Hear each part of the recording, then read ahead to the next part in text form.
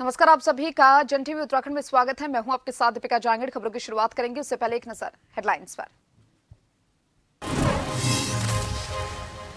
CM Dhami का 2 दिवसीय टिहरी दौरा। आज पावर वीडर से खेत की जुताई के साथ दिन की शुरुआत। लोगों ने ग्राम चौपाल करने पर दिया धन्यवाद।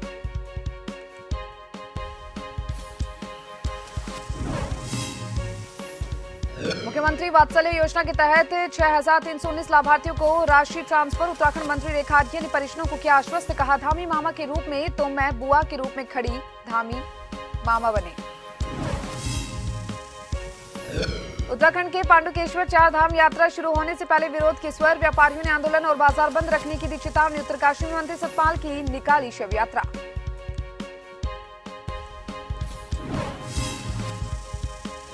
उत्तराखंड में सोमवार से मौसम लेगा करवट। 1 मार्च तक बर्फबारी और बारिश के आसार। बिजली गिरने की भी आशंका जताई जा रही है।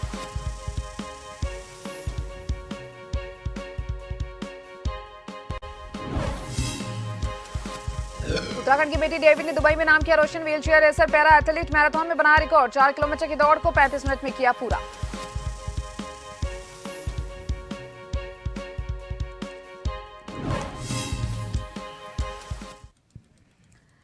तो वहीं आज प्रधानमंत्री नरेंद्र मोदी के मन की बात कार्यक्रम का 98वां एपिसोड है, जहां पर वो आगामी त्योहार होली को लेकर बातचीत कर रही हैं। एक चैंपियन है, कला साधक है। आप सभी ने यह दिखाया है कि अपने देश की विविधता और संस्कृति के लिए आपके हृदय में कितना प्रेम है। साथियों, आज इस मौके पर मुझे लता मंगेशकर जी, लता दीदी की याद आना बहुत स्वाभाविक है, क्योंकि जब ये प्रतियोगिता प्रारंभ हुई थी उस दिन लता दीदी ने ट्वीट करके देशवासियों से आग्रह किया था कि वे इस स्पर्धा में जरूर जुड़े। साथियों, लोरी राइटिंग कंपटीशन में पहला पुरस्कार कर्नाटका के चामराजनगर जिले के B.M. मंजुनाथ जी ने जीता है। इन्हें ये पुरस्कार कन्नड़ में लिखी उनकी लोरी मलगू कंदा के लिए मिला है। इसे लिखने की प्रेरणा इन्हें अपनी मां और दादी के गाए लोरी गीतों से मिली। आप इसे सुनेंगे तो आपको भी आनंद आएगा। मलगु कंद मलगु कूसे मलगु नन्न जान मरिये ಹಗಲು ಕಳೆದು ಈರುಳು ನೆರೆದು ನಿದಿರದೇವೆ ಬರುವಳಯ್ಯ ತಾರೆಗಳ ತೋಟದಿಂದ ಕನಸ ಕೊಯ್ದು ತರುವಳಯ್ಯ ಮಲಗು ಕಂದ ಮಲಗು ಕೂಸೆ ಜೋ ಜೋ ಜೋ ಜೋ। असम में कामरूप जिले के रहने वाले दिनेश गोवाड़ा जी ने इस प्रतियोगिता में सेकंड प्राइज जीता है। इन्होंने जो लोरी लिखी है उसमें स्थानीय मिट्टी और मेटल के बर्तन बनाने वाले कारीगरों के पॉपुलर क्राफ्ट की छाप है। कोहार को काए मुनाती आनी से मुनाती हसेनो की खुली साई देखिलो कोहारोर मुनाती मुनाते हसे बाती हमारे मोइनाई। मुख्यमंत्री पुष्कर सिंह धामी ने रविवार को तिवाड़ गांव टिहरी में दिन की शुरुआत खेतों में जुताई से की है। उन्होंने होम स्टे स्थित खेतों में पावर वीडर से जुताई की। इसके उपरांत मुख्यमंत्री धामी ग्राम तिवाड़ की पगडंडियों में प्रातःकाल भ्रमण को निकले। भ्रमण के दौरान मुख्यमंत्री धामी ने गांव में स्थित विभिन्न होम स्टे का निरीक्षण किया और गांव वासियों की सराहना की।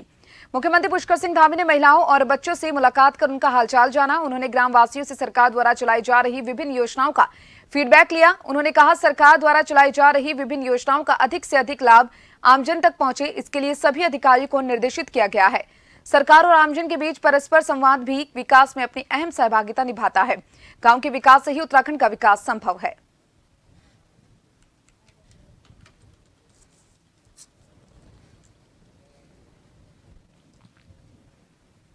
अपने 2 दिवसीय टिहरी दौरे पर पहुंचे मुख्यमंत्री पुष्कर सिंह धामी ने शनिवार को ग्राम मरोड़ा तिवाड़ गांव में आयोजित पर्यटन ग्राम चौपाल कार्यक्रम में शिरकत की।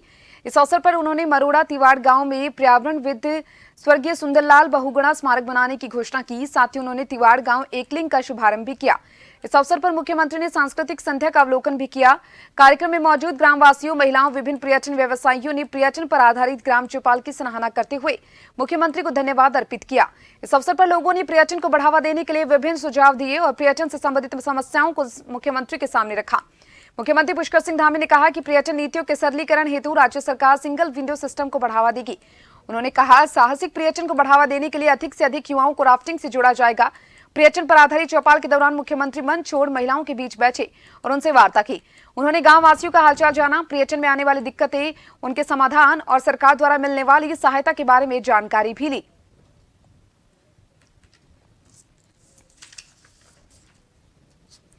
मुख्यमंत्री पुष्कर सिंह धामी आज हरिद्वार दौरे पर हैं। हरिद्वार के भल्ला इंटर कॉलेज के ग्राउंड में हेलीकॉप्टर से पहुंचेंगे। हरिद्वार में विभिन्न प्रोग्राम में शिरकत करेंगे। भाजपा ओबीसी मोर्चा उत्तराखंड द्वारा आयोजित प्रभु जन सम्मेलन में करेंगे प्रतिभाग। मुख्यमंत्री की सुरक्षा के चाक चौबंद इंतजाम।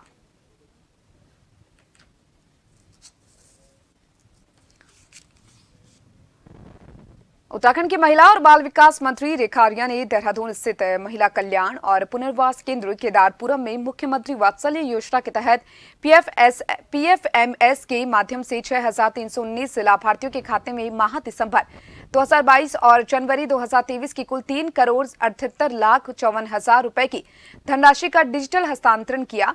इस दौरान मुख्यमंत्री वात्सल्य योजना अंतर्गत आच्छादित लगभग 100 बच्चे और उनके अभिभावक उपस्थित रहे। इस अवसर पर योजना से लाभान्वित बच्चों और उनके परिवारजनों ने अपने अनुभव साझा किए और विभाग और मुख्यमंत्री पुष्कर सिंह धामी का धन्यवाद ज्ञापित किया।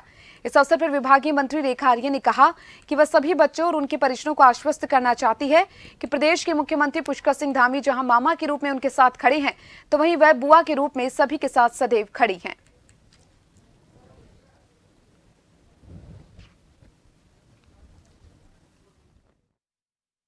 आज मुख्यमंत्री वात्सल्य योजना के निमित्त में हमारे ऐसे बच्चे जो कि कोरोना कालखंड में किसी भी प्रकार से उनके अभिभावकों के न रहने के कारण, चाहे वह कोरोना के ग्रास बने हों अथवा किसी बीमारी से जो है वो नहीं रहे हों, उस क्षणों को वात्सल्य योजना के रूप में हमारी सरकार ने संकल्प लिया था कि उनके अभिभावक की भूमिका के रूप में सरकार रहेगी, जहाँ पे माननीय मुख्यमंत्री पुष्कर सिंह धामी जी उनके मामा के रूप में और स्वयं में उनके बुआ के रूप में अपनी भूमिका को अदा करेंगे।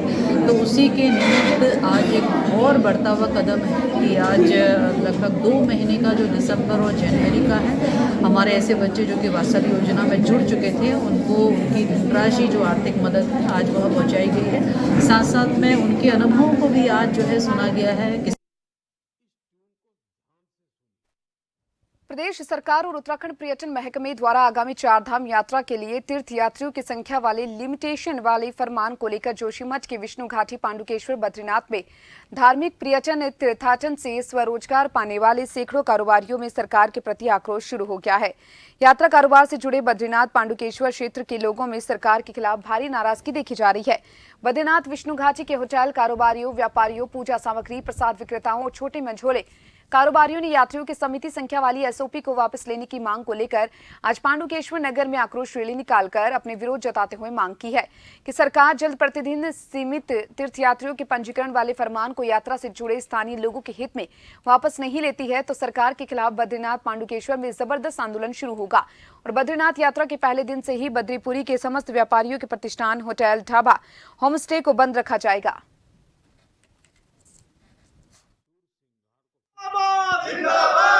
जो हमारे व्यापारी हैं उनके साथ कुठाराघात कर रहे हैं। बात चाहे बद्रीनाथ धाम की हो, चाहे केदारनाथ धाम की हो, हजारों लोग, हजारों लाखों यात्री वहाँ पे दर्शन के लिए हर रोज हर वर्ष आते हैं और जो है जिस प्रकार से सरकार सीमित मात्रा में यात्री को रजिस्ट्रेशन के माध्यम से यहाँ पे यात्रा के लिए कह रहे हैं, वो हमारी समझ से बाहर है। सारा जो है चारधाम होटल एसोसिएशन जो है ये कहना चाहता है, सरकार से मांग करती है कि यात्रियों की जो आपने सीमित संख्या बनाई है उसको वापस लें, क्योंकि उससे जो है पूरा जो है हमारा जो पूरा चारधाम है, वहाँ के जो हमारे स्थानीय व्यापारी हैं वो सड़कों पे आ जाएंगे, क्योंकि जब यात्री ही नहीं रहेंगे तो व्यापार किस माध्यम से होगा? यदि सरकार ने हमारी मांगे नहीं मानी, ये रजिस्ट्रेशन की आपने जो व्यवस्था बनाई है, इसको आपने लिमिटेशन की जो व्यवस्था बात की है, इसको आपने अगर खत्म नहीं किया तो हम पूरे जो है चारधाम में और हमारी चारों धाम एसोसिएशन की जो हमारी वार्ता चल रही है, तो हमारा सिर्फ यही कहना है कि हम स्टार्टिंग से ही जिस दिन से यात्रा शुरू होगी उसी दिन से हम लोग धरने पे बैठ जाएंगे और समस्त हमारे व्यापारिक प्रतिष्ठान जो भी है, उसमें हमारी दुकानें हैं, हमारी गाड़ी वाहन वाले हैं और होटल है, ये समस्त हम बंद कर देंगे। और खबरें यूं ही लगातार जारी है, जल्द लौटेंगे ब्रेक के बाद।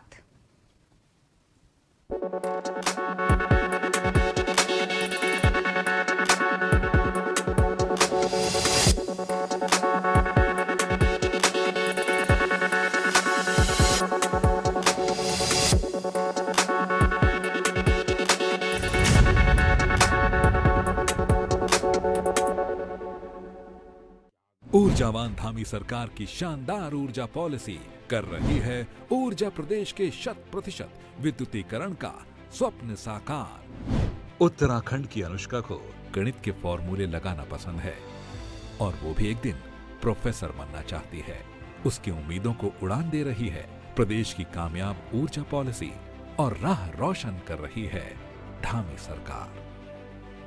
आज हमारे पहाड़ों में जगह जगह रोशनी पहुंच रही है, जिससे हमें पढ़ने में बहुत सहायता हो रही है और हम इस शानदार पावर सप्लाई के लिए धामी सरकार को धन्यवाद देते हैं। उत्तराखंड के दूरस्थ और दुर्गम गांव में सूर्यास्त तो होता है, लेकिन अंधेरा नहीं होता है।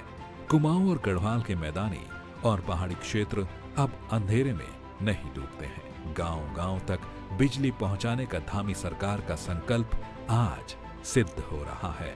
ऊर्जा के क्षेत्र में योजनाओं ने अपना भरपूर असर दिखाया है, तभी तो उत्तराखंड जगमगाया है। पहले जिन गांवों में बिजली पहुंचाना एक चुनौती थी, वहां झिलमिलाते बल्ब बदलाव की गवाही दे रहे हैं। केरोसिन के लैंप बीते कल का इतिहास है। आज घर घर में भरपूर प्रकाश है, जिसकी रोशनी में बच्चे पढ़ते हैं। ये संभव हुआ है धामी सरकार की मजबूत इच्छा शक्ति से।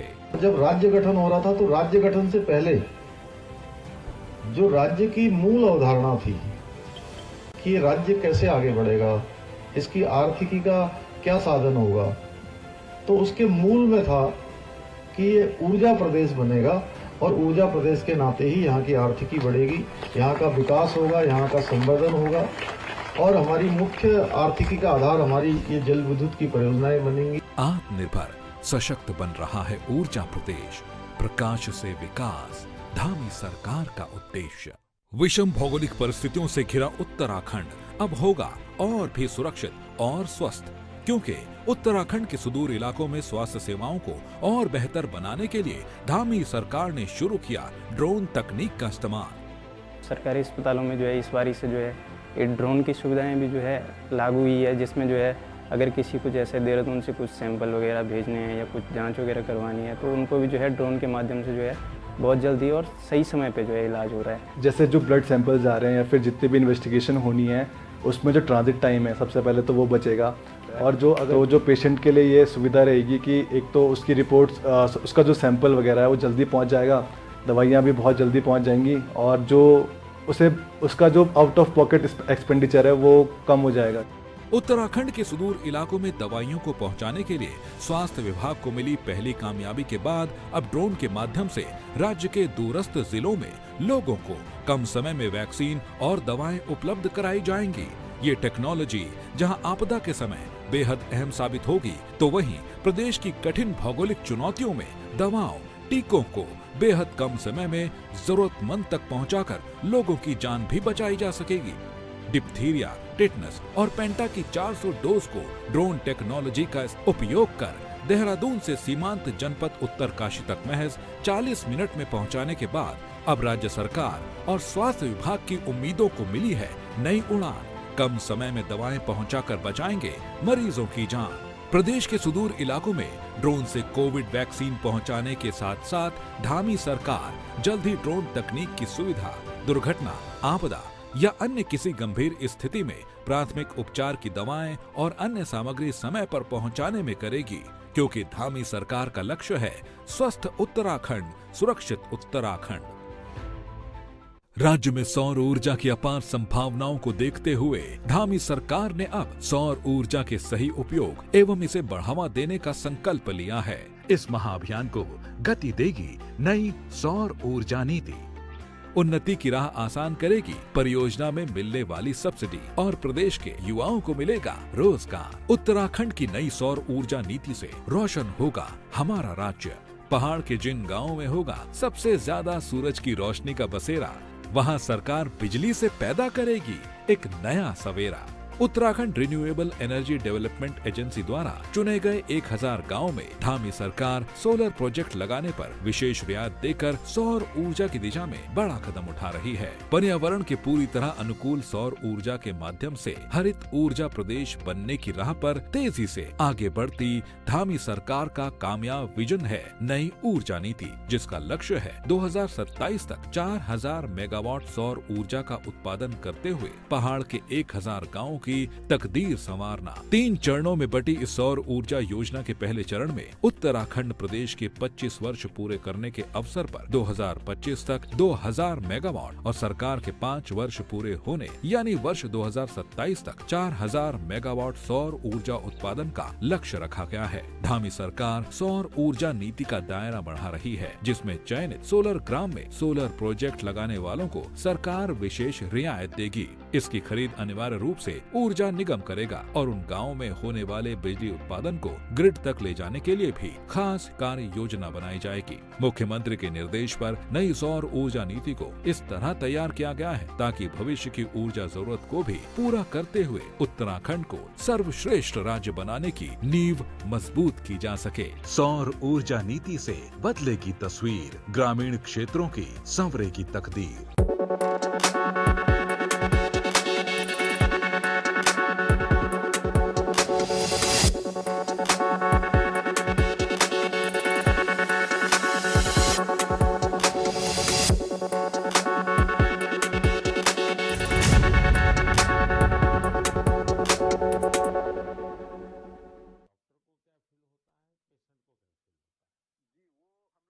उत्तरकाशी से है, जहां चारधाम यात्रा में यात्रियों के अनिवार्य रजिस्ट्रेशन और सीमित संख्या को लेकर नाराज होकर होटल एसोसिएशन उत्तरकाशी ने जनपद मुख्यालय उत्तरकाशी में विशाल धरना प्रदर्शन किया।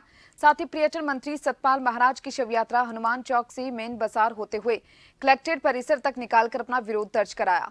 होटल एसोसिएशन के पदाधिकारियों का कहना है कि पर्यटन मंत्री सतपाल महाराज चारों धामों के होटल व्यवसाय से जुड़े लोगों के भविष्य से खिलवाड़ कर रही हैं। साथ ही रजिस्ट्रेशन प्रक्रिया में गंगोत्री धाम और यमुनोत्री धाम की साइड न खुलना भी किसी बड़ी साजिश की संभावना व्यक्त कर रही है। एक तरफ तो सरकार नैनीताल और हरिद्वार में यात्रियों को खुली छूट दे रही है, तो वहीं गढ़वाल मंडल के धामों से सौतेला व्यवहार कर रही है, जिसके कारण हजारों लोगों की रोजी रोटी पर संकट पैदा हो गया है।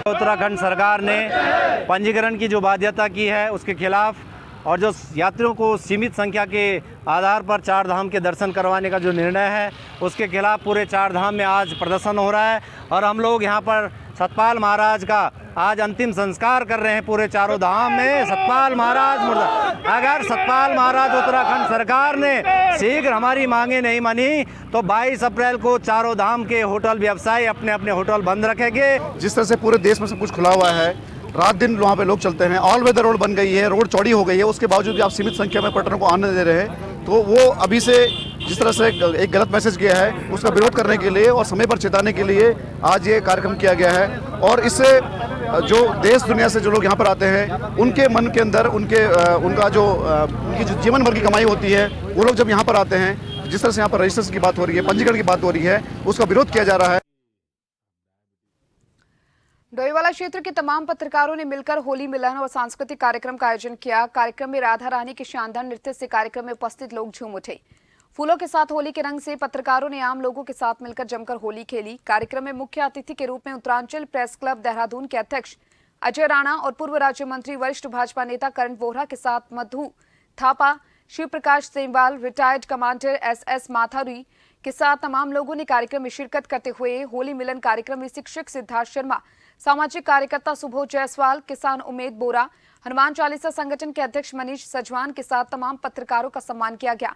कार्यक्रम को शानदार और आमजन के साथ पत्रकारों के समन्वय के रूप में होली मिलन समारोह एक सेतु बताते हुए पूर्व राज्य मंत्री करण वोहरा ने कार्यक्रम को बेहद शानदार बताया।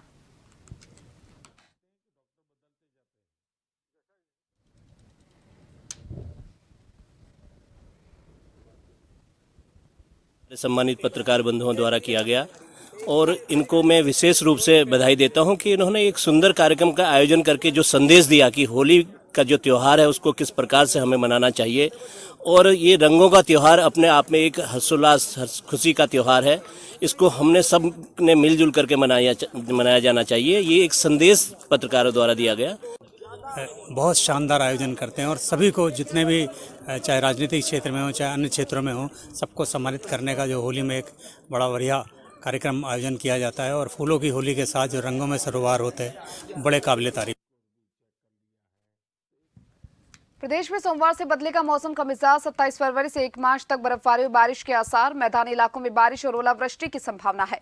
उत्तरकाशी, चमोली, पिथौरागढ़, बागेश्वर में बारिश के साथ बर्फबारी की संभावना बनी है। मौसम विज्ञानियों ने कहीं कहीं बिजली गिरने की भी जताई आशंका। 2500 मीटर से अधिक ऊंचाई वाले इलाकों में हो सकती है बर्फबारी।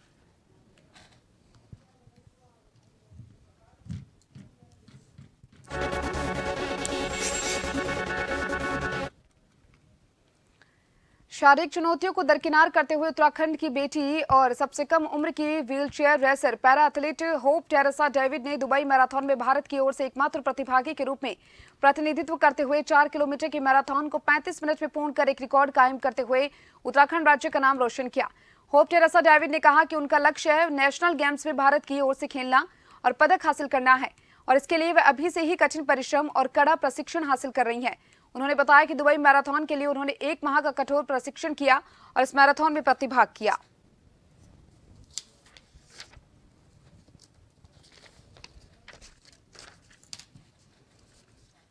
रेसिंग एंड व्हीलचेयर टेनिस खेलती हूँ। दुबई मैराथन के लिए बहुत हार्ड वर्क करना पड़ा और बहुत ट्रेनिंग्स एवरीडे ऑल्टरनेट डेज भी ट्रेनिंग्स करनी पड़ी। बहुत हार्ड वर्क की ज़रूरत थी और चैलेंजेस थे क्योंकि हमें वहाँ पे स्टेडियम जाने में बहुत टाइम लगता था। हम बहुत बार नहीं जा सकते थे तो चैलेंजेस।